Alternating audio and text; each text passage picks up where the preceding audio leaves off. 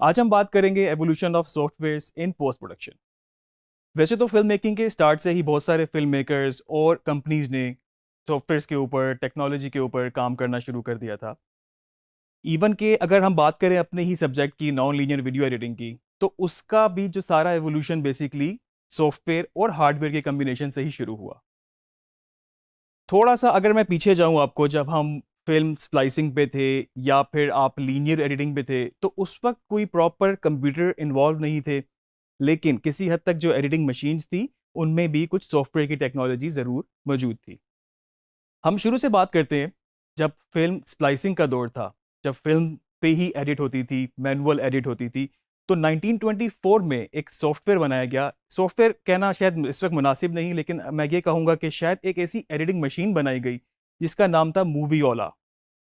ये सबसे पहली एडिटिंग मशीन थी और इसमें फिल्म स्प्लाइसिंग की ही टेक्निक यूज होती थी।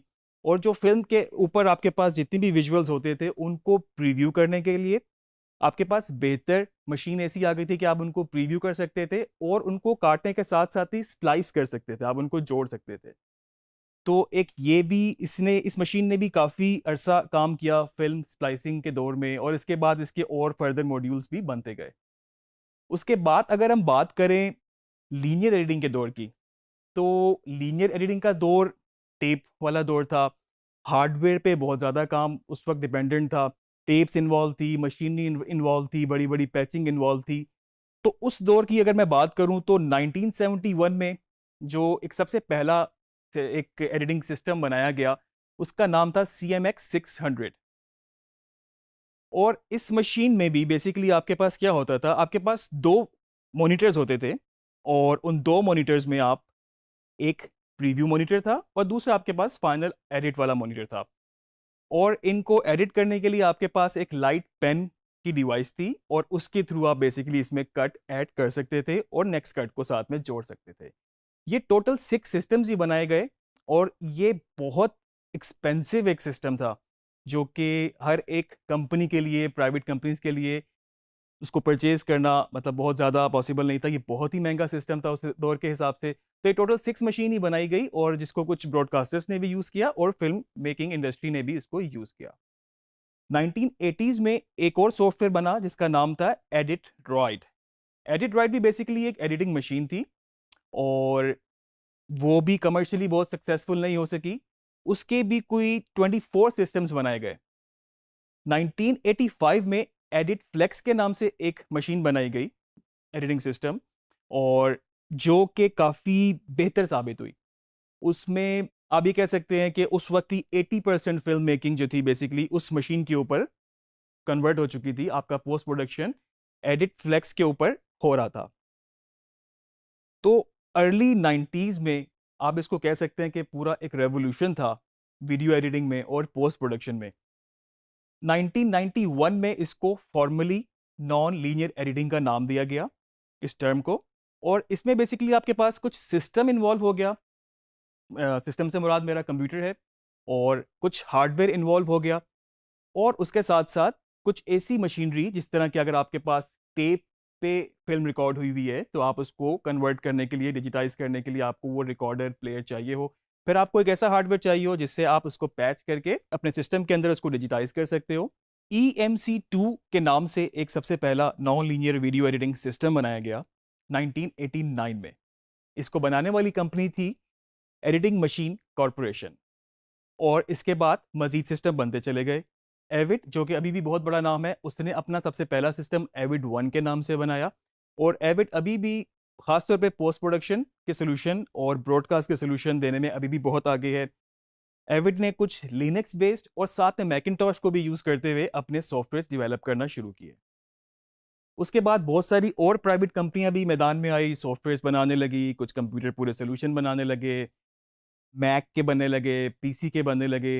मैं अगर आपको कोई मोटे मोटे नाम भी इस वक्त ले दूं, तो इस वक्त सॉफ्टवेयर जो सबसे ज़्यादा, बहुत ज़्यादा उस वक्त मार्केट में इन है, उनमें आपके पास मैक का आई मूवी है।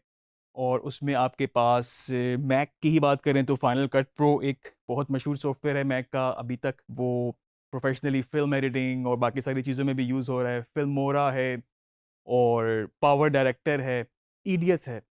आपके पास सॉफ्टवेयर कोई भी हो, जो एडिटिंग वीडियो एडिटिंग की जो ग्रामर है, जो फ़िल्म मेकिंग की ग्रामर है, वो चेंज नहीं होगी। एडिटिंग सॉफ्टवेयर एक टूल ज़रूर हो सकता है आपके पास, लेकिन जो आपकी कन्वेंशंस हैं, वो आपकी सेम रहेंगी।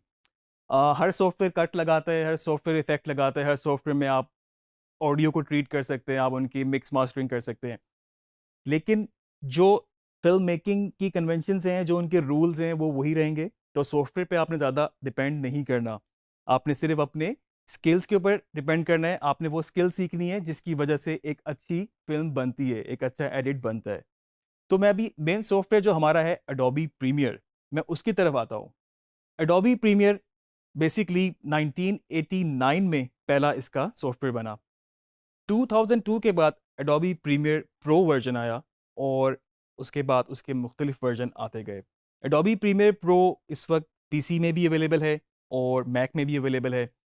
और जब से इसके लॉन्च के बाद बहुत सारे फिल्म मेकर्स ने इस पे काम करना शुरू किया और उसके बाद मेजरली मैं अगर इसमें नाम लूँ, CNN, BBC सब इसको शुरू से यूज़ कर रहे थे और बहुत सारी फीचर फिल्म भी इसके ऊपर एडिट हो चुकी हैं।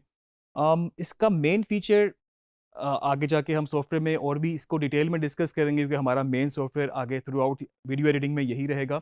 लेकिन इसके कुछ मेन फीचर्स मैं आपको जो चीदा-चीदा फीचर्स हैं वो मैं आपको बता दूँ। उसमें ये है कि इसका सबसे जो बेहतर चीज़ ये है कि आप इसमें डिफरेंट फॉर्मेट्स के ऊपर, काफ़ी ज़्यादा फॉर्मेट्स के ऊपर काम कर सकते हैं क्योंकि ये क्विक टाइम बेस्ड इसके सॉफ्टवेयर है। और क्विक टाइम की वजह से बेसिकली क्या होता है कि आपके पास जो डिफरेंट फॉर्मेट्स हैं, डिफरेंट कंप्रेशंस हैं, आप इसमें इंपोर्ट कर सकते हैं और आप इसमें काम कर सकते हैं।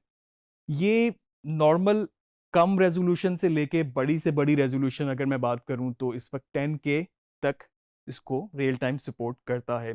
डिपेंडिंग कि आपका सिस्टम कितना अच्छा है, आपके पास ग्राफिक्स कार्ड कितना अच्छा है और आपके पास रैम कितनी है, ओवरऑल जो हार्डवेयर एक रिक्वायरमेंट होती है वो कितना बेहतर आपके पास है।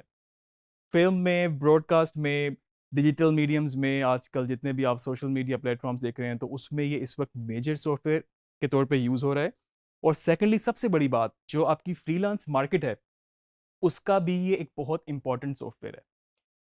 अपवर्क हो गया, फाइवर हो गया, क्योंकि अगर आप मैक बेस्ड की बात करें तो मैक सिस्टम बहुत ज़्यादा कॉमन नहीं होते, लेकिन एडोबी प्रीमियर बहुत ईज़िली आपको अवेलेबल भी है, आप इसको डाउनलोड कर सकते हैं, आप इसको परचेज़ कर सकते हैं। जब आप खुद से अपनी वीडियोज़ को क्रिएट करेंगे, जो चीज़ आप फ़िल्म करेंगे, उसमें इफ़ेक्ट्स डालेंगे, उसमें म्यूज़िक डालेंगे और जितना ग्लैमराइज़ आप उसको पोस्ट प्रोडक्शन के थ्रू कर सकते हैं, जब आप करना सीख जाएँगे, तो आप इसको बहुत एन्जॉय करेंगे। तो मेरा ख्याल से नेक्स्ट मॉड्यूल में हम इसको इसका इंस्टॉलेशन की तरफ जाते हैं और कुछ टेक्निकल रिक्वायरमेंट्स क्या होती हैं सिस्टम की, उस पे भी हम नेक्स्ट मॉड्यूल में बात करेंगे।